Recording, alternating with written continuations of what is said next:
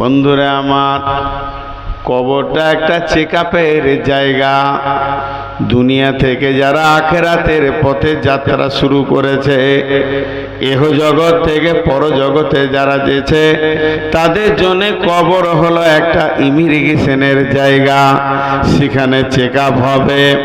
আল্লাহর নবী বলছেন, ইযা উদিয়াল মাইয়াতু ফিল কবরে, যখন মাইয়াতকে কবরে শুইয়ে দেওয়া হয়, আতাহু মালাকানে, দুইজন ফেরেশতা সেখানে আসে, ফায়াকুলানে, তারা দৌত কণ্ঠে একসঙ্গে বলে কবরবাসীকে, এ কবরবাসী, মান রব্বুকা, তোর রবকে, মা দিনুকা, তোর দিন কি, ওমান নবিয়ুকা, তোর নবীকে।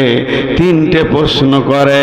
বিশ্বনবী বলছেন, যে প্রশ্নগুলো যে আল্লাহর গোলাম ঠিক ঠিক ঠিক করে দিয়ে দেবে, রব্বি আল্লাহ, নবী মুহাম্মদ সাল্লাল্লাহু আলাইহি সাল্লাম এবং দ্বীনুল ইসলাম ঠিক বলে দিয়েছে, আল্লাহ বলবে, বান্দা আমার সত্যবাদী আছে রে, বান্দাকে আমি রহম করেছি। এই বান্দার জন্য কি হবে? জাহান্নামের দরজাটা খুলে দেওয়া হবে।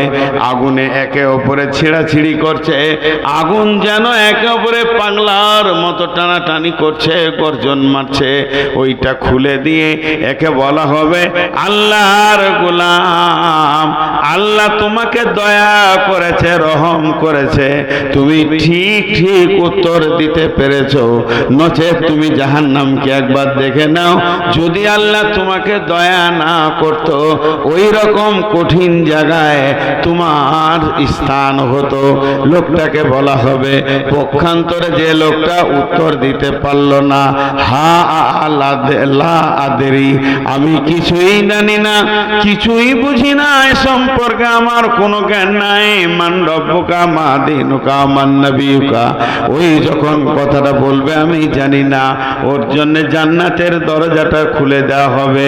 আর জান্নাতের দরজাটা খুলে দিয়ে বলা হবে, হায় আল্লাহর, হে আল্লাহর দুশমন, খবিস বেঈমান গোলাম, আল্লাহর দেখ জান্নাত কত সুন্দর সাজানো আছে, এই জায়গাটা তোকে দেয়া হতো, শুধু তুই উত্তর দিতে পারলি না, আল্লাহর সঙ্গে ধৃষ্টতা করেছিস, এর জন্য তোকে চিরদিন জাহান্নামে যেতে হবে। তাকে জাহান্নামের পোশাক পরিয়ে দিয়ে কবরে জাহান্নামে রেখে দেয়া হবে। সেই অবস্থায় সে থাকবে। প্রত্যেকটা মানুষের জন্য তিনটে প্রশ্ন হবে, মান রব্বুকা, মা দীনুকা, ওয়া মান নবিয়ুকা। আল্লাহ বলছেন, এই যে তিনটে প্রশ্ন হলো, নবীজি বললেন, তাহলে কবরটা হলো চেকআপের জায়গা। কবরে যে ধরা খাবে, সব জায়গায় ধরা খাবে। হযরত ওসমান গনি কবরের কথা শুনে কাঁদতেন।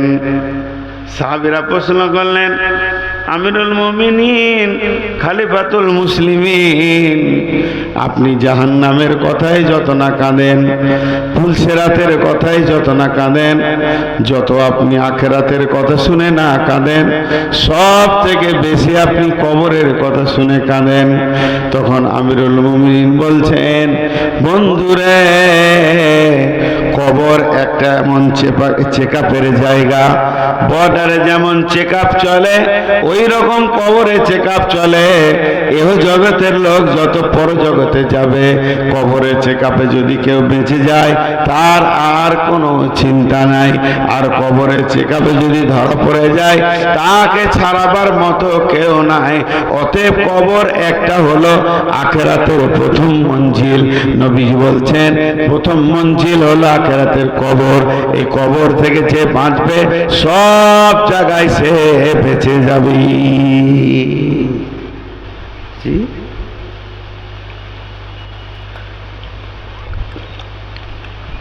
বেশি টাইম নিব না, গুরুত্বপূর্ণ কথাগুলো এবার বলবো, আপনারা বুঝতে পারবেন কত গুরুত্ব আছে। খালি একটা উদাহরণ দিব। এটা চলছে ফেব্রুয়ারি মাস শেষের দিকে, এপ্রিল মাস। May, June, July, August, September, October, November, December, জানুয়ারি, ফেব্রুয়ারি, মার্চ, এখনো 9 মাস আছে, এই 11 মাস আছে মাধ্যমিক পরীক্ষা হতে। আপনারা আল্লাহর রাস্তা দিয়ে বলছি, 2 মিনিট এই কথাটা শুনে যান, তারপরে যাবেন। মা বোনদেরকে বলছি, 9 মাস আছে মাধ্যমিক পরীক্ষা। আজকে যদি এই এপ্রিলের 21 তারিখে মাধ্যমিকের কোশ্চেনগুলো বের করে সব ছেলেদের হাতে দিয়ে দেওয়া হয়, কোন ছেলে ফেল করবে? আপনারা বলেন। থাকে ওর, আপনাকে দিতে হবে না। কোন ছেলে ফেল করবে? কথা বলে না। আর 9 মাস আগে যত ছেলে মাধ্যমিক দিবে আগামীতে, তাদের হাতে যদি প্রশ্নমালা কোশ্চেন দিয়ে দেওয়া হয়, ওরা ফেল করবে? করবে না। আহা, সত্য কথা বলেছেন। আল্লাহ কবরের প্রশ্নটা 1400-1500 বছর আগে নবীকে দিয়ে বলে দিয়েছেন। আজকে 1400-1500 হতে চলল। বহুত পুরাতন, আজ ওই 3টে প্রশ্ন আছে। মান রব্বুকা, মা দীনুকা, মান নবিয়ুকা। তোমার রব কে, তোমার দিন কি, তোমার নবী কে? এখন বলেন, কত গলা লোক কবরে পাস করবে? কত গলা পাস করবে? কত গলা পাস করবে? জি, এবার দুনিয়ার স্কুলের নিয়ম হচ্ছে 33 পেলে পাস। আল্লাহ বড় মেহেরবান। আল্লাহ বলছে, তুই 100-তে 10 পেলে পাস। তুই 1 পাবি, আমি 10 দিব। আমার এটা দয়া। তাহলে কবরের প্রশ্নতে 100 মার্কের প্রশ্ন যদি হয়, ওতে যদি কেউ 10 পায়, এই তো পাস। আল্লাহ মেহেরবান। তাহলে আল্লাহ দুটো মেহরবানি এখন পেলাম। প্রশ্নটাকে আউট করে দিয়েছে, প্রশ্নকে গোপন রাখেনি, যাতে করে বান্দারা কবরে পার হয়ে যেতে পারে। শুধু তাই নয়, 33-এ পাস না বলে আল্লাহ এখানে 10-এ পাস করে দিয়েছেন। আল্লাহ বড় মেহেরবান, 2টাতে মেহেরবান। কিন্তু আল্লাহ একটা বিষয়ে অনেক শক্ত, অনেক মজবুত। সে বিষয়টা কি শুনেলেন? পৃথিবীর পরীক্ষাতে যদি 25 সালে পাস না করেন, 26 সালে চান্স পাবেন। 26 সালে যদি না পাস করেন, 27 সালে বসতে পাবেন। 27 সালে যদি দুটো বইয়ে ব্যাক এসে যায়, 28 সালে পরীক্ষা দিতে পাবেন। আপনি পরপর অনেকগুলো চান্স পাবেন। কিন্তু কবরের পরীক্ষায় 1 চান্সে বেরিয়ে যেতে হবে। কেউ যদি বলে, আল্লাহ আমি এখন ফেল করে গেলাম, আমাকে আরেকবার দুনিয়াতে পাঠিয়ে দেওয়া হোক, আমি আবার কবরের প্রশ্নগুলোকে ঠিক করে আসব, নামাজ রোজা করে আসব, আমি ভালো মানুষ হয়ে আসব, তারপরে কবরে ঢুকবো, এই দ্বিতীয় চান্স কিন্তু আল্লাহ কোনো বান্দাকে দেন না। যেদিন হবে মরণ, ঘোর ছুটিবে, তখন বসিতে পারিবে কবরেরই জ্বলন, বলিবে ছেড়ে না দুনিয়ায় করিব না গোনা, তবু তোমায় কোনো দিন ছেড়ে দেবে না। কঠিন এটা। 1 চান্সে পাস হতে হবে। একটা ইহুদিদের মেয়ে, মুসলমানের মেয়ে নয়, ইহুদিদের মেয়ে আল্লাহর নবীর ঘরে ভিক্ষা করতে এলেন। আম্মা জান আয়েশাকে বললেন, ও আয়েশা, আমি ভিখারি মানুষ, কিছু খেতে পাইনি, দাও।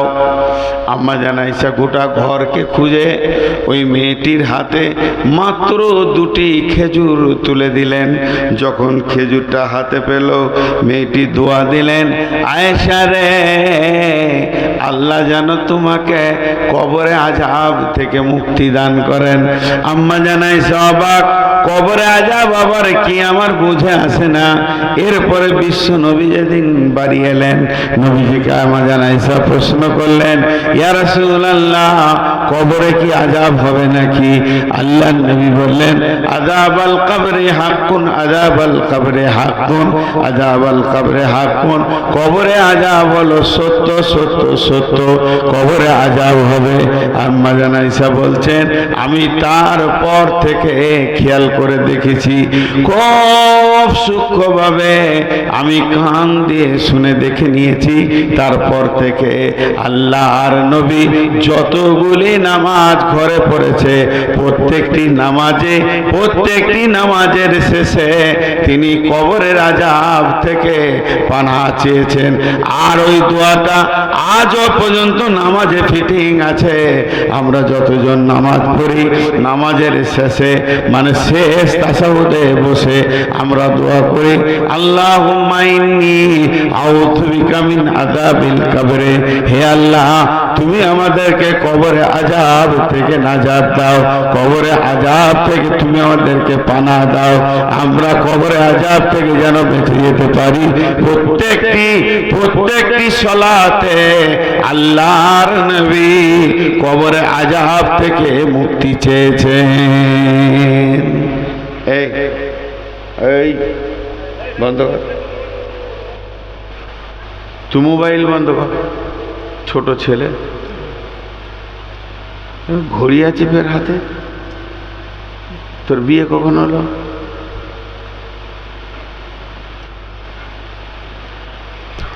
বিশ্ব নবী পর্যন্ত কবরে আযাব থেকে মুক্তি চেয়েছেন। যারা নামাজ পড়েন তারা বুঝতে পারবেন, শেষ তাশাহুদে বসে এই দোয়াটা করা হয়, আল্লাহুম্মা ইন্নী আউযু বিকা মিন আযাবিল কবরি ওয়া আউযু বিকা মিন ফিতনাতিল মাসিহিদ দাজ্জালি ওয়া আউযু বিকা মিনাল মাহিয়াই ওয়াল মামাতি আল্লাহুম্মা ইন্নী আউযু বিকা মিনাল মাসামি ওয়াল মাগরাম। এই দোয়া করা হয়।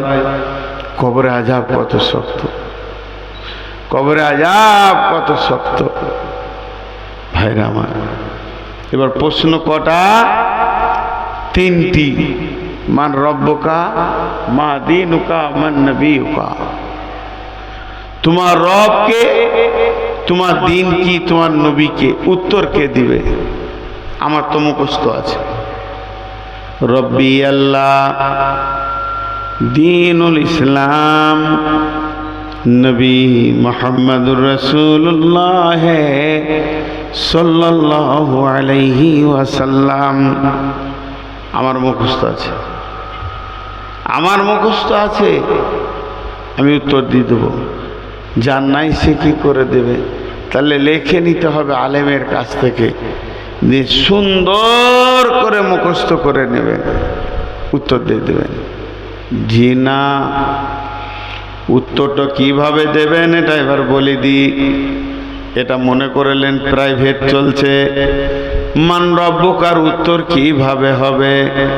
আল্লাহ তাবারাক ওয়া তাআলা সমস্ত মানুষকে যখন সৃষ্টি করলেন তখন বললেন, আলাস্তু বিরব্বিকুম, আমি কি তোমাদের প্রভু নই? জান্নাতুল ফেরদাউসে হযরতে আদম আলাইহিস সালামকে আল্লাহ নিজের হাতে বানালেন। আদমের পিঠে হাত দিলেন, সমস্ত আত্মাগুলো তৈরি হয়ে গেল। কিয়ামত পর্যন্ত যত নবী, ওলি, গাউস, কুতুব, চোর, ডাকাত, বেঈমান যত মানুষ আসবে, সব মানুষ একসঙ্গে জন্ম নিয়ে নিল। আল্লাহ ওদেরকে সামনে বলছেন, আলাস্তু বিরব্বিকুম, হে আত্মা তোমরা বলো আমি কি তোমাদের রব নই? সবাই তখন বলল একই সুরে, কলু বালা,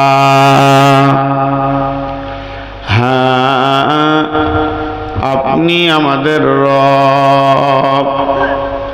সবাই যখন বলে দিল কলো বালা, আপনি আমাদের রব, তাহলে আল্লাহ পড়িয়েছেন রব।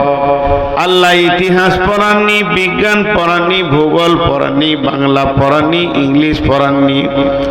আল্লাহর ক্লাসটা ছিল রব। তাই কবরের প্রথম প্রশ্ন হলো রব। কেউ যদি বলে আমি জানি না, আল্লাহ বলবে আমি নিজে ক্লাস করেছি, কোরআনে লিখে দুনিয়াতে পাঠিয়ে দিয়েছি, তোদের মনে থাকবে কিনা এর জন্য নবী দিয়ে পাঠিয়েছি। অতএব যে পৃথিবীর বুকে আল্লাহকে রব মনে করবে, আল্লাহ ছাড়া অন্য কাউকে সাজদা করবে না, ও আলা রব্বিহিম ইয়াতাওয়াক্কালুন, সে আল্লাহর উপরে ভরসা করবে, ভয় করবে তো আল্লাহকে করবে, চাইবে তো আল্লাহর কাছে চাইবে, কাঁদবে তো আল্লাহর কাছে কাঁদবে, সাজদা করবে, সাজদায় অঝর নয়নে যিনি কাঁদবে আল্লাহর কাছে কাঁদবে। সব কিছু যে আল্লাহকে সঁপে দিবে, ওই ব্যক্তিটা বলবে হ্যাঁ আল্লাহ আমার রব। জি ভাই, আমি কোথায় শেষ করবো?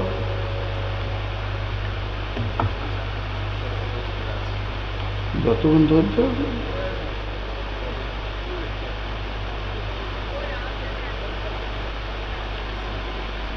লোক উঠছে থাকতে থাকতে দোকানে শুনতে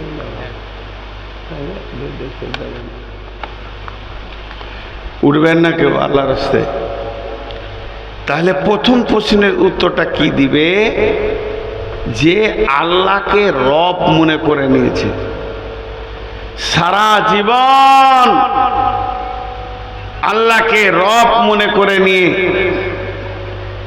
তার কাছে সাজদায় পড়ে আছে, কারো কাছে আর সাজদা করে নাই। আমাদের রব আল্লাহ। দ্বিতীয় প্রশ্ন, মা দীনুকা, তোমার দিন কি, তোমার ইজিম কি, তোমার মতবাদ কি? লোকটা বলবে দীনুল ইসলাম, আমার দিনের নাম হলো ইসলাম, আমি ইসলামকে ভালোবাসি, ইসলামকে আমি ভালোবাসি, মহব্বত করি, এই জন্য সে বলবে দীনুল ইসলাম। এবার বলে কে বলতে পারবে?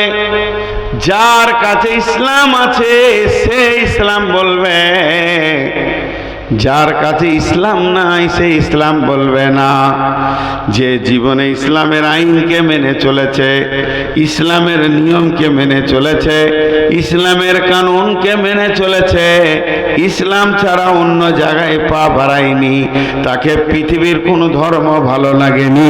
আল্লাহর মনোনীত দিন, ইন্নাদ দীনা ইনদাল্লাহিল ইসলাম, ইসলামের রুলস, ইসলামের নিয়ম, ইসলামের প্রসিডিওর উপরে যে নিজের জিন্দগিকে চালিয়েছে, ওই লোকটা বলবে আমার দিন হলো ইসলাম। ইসলাম একটা মতবাদের নাম, ইসলাম একটা মতবাদের নাম, একটা ইজিমের নাম। যেমন রব, রব মানে কি? রবের আবিধানিক অর্থ হলো পালনেওয়ালা। পালনেওয়ালা, আপনাকে আমাকে পালছে কে? সুখে কে, দুঃখে কে? রোগ দেন কে, রোগ সুস্থ করেন কে? আমার জীবনটা কার হাতে? কে আমাকে এত বড় করলো? দার্শনিকদের তর্জমাটা রবের আমি বলে দিই আপনাদেরকে। অনস্তিত্ব থেকে অস্তিত্ব দিয়ে আনুপাতিক হারে যিনি চাহিদা মিটান তিনি আমাদের রব, তিনি আমাদের রব, অন্য কেউ রব নয়। ভাইয়া উঠিয়েন না, আমি খুব বেশি 15 মিনিট আছি, একসঙ্গে উঠবেন, ওটাই ভালো লাগবে। 12:30 ছাড়বো। মা বোনেরা আপনারা ওখানে যারা গেছেন ভলেন্টিয়ার, চাদরে ব্যাপক হারে দিতে থাকেন। আজকে কবরেরই কথা চলছে। ওই লোকটা রব বলবে আল্লাহকে, অটোমেটিক মুখ থেকে বের হয়ে যাবে যার ভরসা আল্লাহর উপরে। দিন ইসলাম, ইসলামের একটা নিয়ম আছে। আপনাদেরকে একটা উদাহরণ দিচ্ছি, শুনেন। জৈনপুরের মেয়ে আপনার কালিয়াচক কলেজে পড়ে, আর মালদার কোনো ছেলে পড়ে। উদাহরণটা মন দিয়ে শুনবেন। ওদের দুইজনে মনে মেল হয়ে গেল, দুইজন দুইজনকে বিয়ে করবে। ফ্যামিলিতে জানানো হলো, ছেলের বাপ নারাজ, মেয়ের বাপ নারাজ। ওই ছেলেকে জামাই করব না, ওকে বাড়িতে উঠতে দিব না। মেয়ের বাপ বলছে, আর ছেলের বাপ বলছে ও মেয়েকে বউ করব না। এরা দুজনা বুঝে নিল আর আমাদের বিয়ে হবে না। তখন দুইজনে যুক্তি করলো, চলো স্কুল থেকেই কেটে পড়ি। মেয়েটা মায়ের যা ছিল সামান্য চুরি করে নিয়ে গিয়ে, ছেলেটা কিছু নিয়ে দুইজন ভেগে গেল। কোথাও চলে গেছে, কাকদ্বীপ চলে গেছে, কুচবিহার চলে গেছে, কোনো একটা জায়গায় আছে। ছেলের বাপ খালি বলছে আসুক, ওকে কাটবো দিয়ে লদি ভাসাবো। ও ছেলে আমার দরকার নাই, ওই রকম ছেলে ঘরে আমি উঠতে দিব না, ওকে কেটে লদিতে ভাসাবো। মেয়ের বাপও একই কথা বলছে, কাটবো দিয়ে লদিতে ভাসাবো।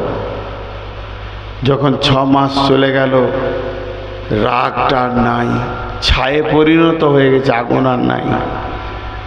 হঠাৎ মেয়ে একদিন ওর মাকে ফোন করছে, জুমার দিন খেয়াল করেছে যে আব্বা জুমা পড়তে যাবে, এই সময় মা একা থাকবে, তো কথাটা বলে নি। আধ ঘন্টা ধরে কথা বলে মা পিটিতে খুব কাঁদলে। জিজ্ঞেস করলে কি করছিস? বলে কুচবিহারে আছি। ওখানে কি করছিস? আমরা দুজনাতে প্রাইভেট পড়ে একটা ঘর ভাড়া নিচে আছে। হয়ে গেল।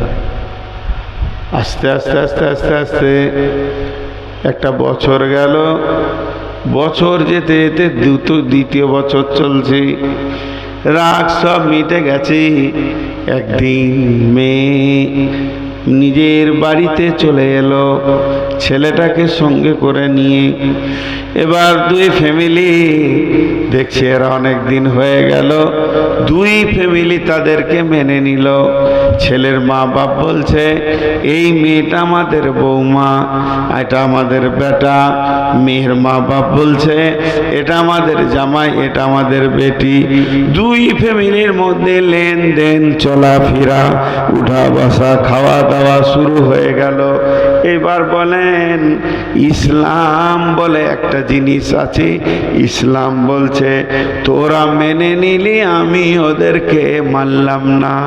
এইটা নাম ইসলামের ভলিউম, এটাই হলো ইসলামের প্রতীক চিহ্ন। আমি মানলাম না। ওরা স্বামী স্ত্রী লয়, ওরা জিনা করনেওয়ালা, জেনা করনেওয়ালি। আমার আইনে আসতে হবে, ওদের দুইজনকে 100 করে মারতে হবে, দুইজনকে বছরের জন্য স্থানান্তরিত করে দিতে হবে, কোনো যোগাযোগ থাকবে না। তারপরে বিয়ে পড়াতে হবে, তবে আমি ইসলাম মানব। ওরা স্বামী স্ত্রী। তার মানে ইসলামে শুরু থেকে শেষ পর্যন্ত একটা নতুন রাস্তা এবং নিয়ম আছে। তার বাইরে চললে ইসলাম তাকে মানবে না, মুসলমান বলবে না।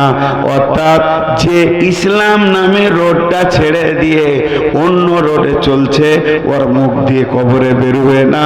আমার দিন ইসলাম কোনোদিন বের হবে না, কোনোদিন বের করতে পারবে না। ও হা আলাদরি বলবে। আর যে লোকটা সারা জীবন ইসলামের নিয়মের উপরে চলেছে, ইসলামকে নিজের নীতি মনে করে নিয়েছে, ইসলামকে নিজের জীবনের প্রসিডিওর মনে করে নিয়েছে, ও কবরে বলবে আমার দিন ইসলাম। এই যে পানিটা, এবার কবরে 3য় নম্বর প্রশ্ন। দুটো প্রশ্নের উত্তর শিখিয়ে দিলাম। সারা জীবন আল্লাহর উপরে ভরসা করে চললে সে বলবে আমার রব আল্লাহ। সারা জীবন ইসলামের আইনকে মাথার উপরে মেনে নিলে সে বলবে আমার দিন ইসলাম। এবার বলবে তোমার নবী কে? মান নবিয়ুকা? নবী মুহাম্মদ রাসূলুল্লাহ সাল্লাল্লাহু আলাইহি সাল্লাম। আপনাদেরকে চিল্লাইতে হবে না, আমার হাতের দিকে তাকানোর উত্তর দেন।